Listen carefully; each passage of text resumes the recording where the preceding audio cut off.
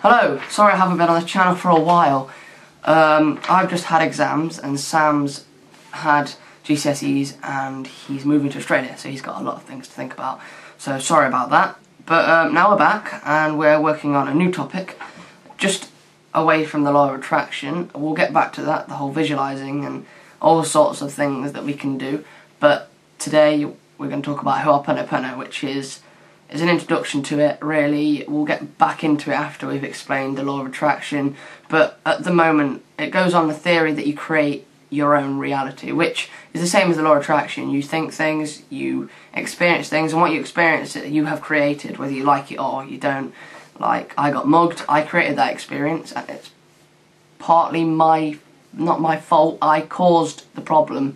I'm a cause of the problem, and so it's up to me to take 100% responsibility to clean this problem out of my life, and that will then also clean them, but I'll get on to that. You experience memories and inspiration. Now, memories, they clog up your mind. They stop you from talking to whatever you want to call it, right? It's the divine, it's God, it's life, it's love, it's whatever you want. It's basically the God of this sort of topic, and there's my dog, but it's the God of this topic. You can call it the divine, life, love, whatever you believe in, it is that. You don't have to believe in God to do this. But yeah, when you've got memories, you're clogging up all your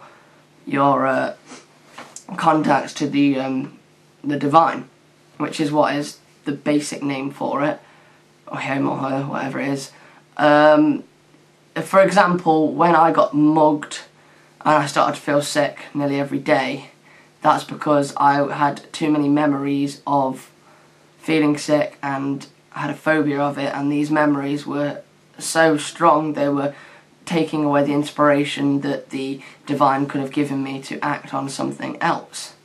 It's about taking 100% responsibility and cleaning yourself of these things. Now, taking 100% responsibility means that you create everything. Every problem, you're part of the cause. Like, for example, terrorists on the TV, like murderers, serial killers, thieves, whatever you...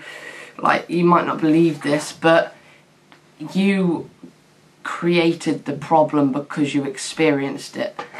And so you don't want that in your life. Don't take offence by this, because it's not your fault. You've just got to take 100% responsibility for it. By taking responsibility, I'll explain. It takes just 4 phrases to clean these away. You're sharing a program with me, my program of being mugged. Now, that's a program that is lodged inside me, and by me telling you, you've now got that in you, and that's also your part of the cause. So to get rid of that, all you've got to do is you've got to get rid of the program, which will then help me get rid of my program, believe it or not. But that's not the problem that I need help with. I haven't explained that. Right, I need help. I'll explain that as soon as I've explained these 4 phrases. These 4 phrases are: I love you, I'm sorry, please forgive me, and thank you. Those 4 phrases could change the world. That's all you've got to do. You've got to say it to the divine, love, life, whatever you believe in. You've got to say it to him, her, it, and then you will clean the problem out of your life. You've got to tell things that you don't like that you love them, and they will change. Say, let's think, close your eyes now and think of someone you class as one of your worst enemies, or someone that you completely hate and can't stand but have to live with. And now think to yourself, think I love you over and over and over again. I can't guarantee it, but I'd like to say I can. I can guarantee, I can't, but if you try this, they should change and start being nicer, start being greater. You should start filling them with love instead. By saying I love you, you fill them with love, and they then start being nice, because they feel the love. You don't have to say it to them, you don't have to go up to their face and say I love you, because that would be ridiculous. Just say it in your mind, say it at home when you're going to bed, say I love you, I love you, I love you, I love you, I love you, I love you, I love you. Just keep going and thinking about it, and they should change. Now those are the 4 phrases, and now then, I'm going to share a program with you that I really need help with, because it's a massive program. Now, I've heard from a dear friend, I'm not going to say any names, but my dear friend, someone in his family is dying, he's terminally ill. And now that you know that, that's part of your program. Now now that I know that, I'm part of the course, you're now part of the course, because you've experienced it, you brought it into your reality, and you brought it to your attention, and the only way of us getting rid of it is by saying I love you to the thought of the problem. Now, as we say I love you, I'd like you all to get together, well, don't get together obviously, but I'd like you all to do this every night for half an hour, or just before you're going to sleep.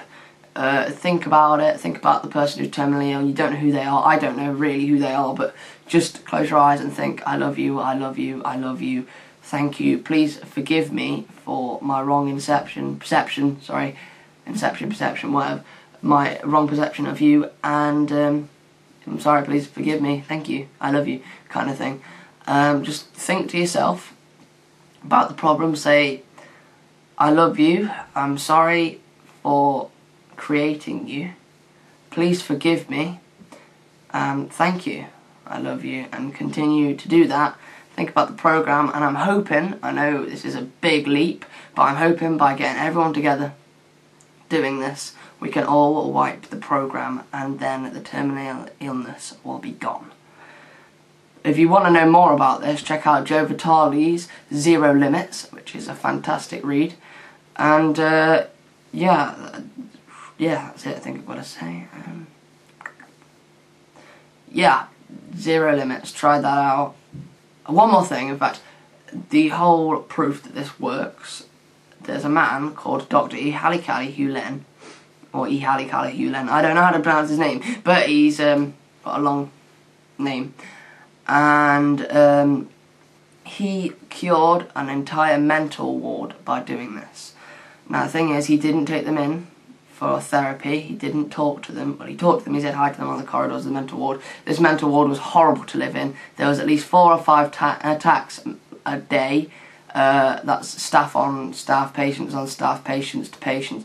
All of them were going mental, maybe not staff on staff in fact, but the point is, it was a horrible ward, and all the worst mentalists, killers would go there, and he cured them by doing oponopono. He went into a room, he said I love you, I'm sorry, please forgive me, thank you, to all of their files, and slowly they all started to leave the ward and everything started to get better. So if you want to research that stuff, you can research down there, just check it out, go there, I'll type in a couple of words that you could put in Google and check out, and yeah, please help me, and yeah, let's clear this guy, shall we? Shall we work together and do this? Because I think that with our help, we can save a life.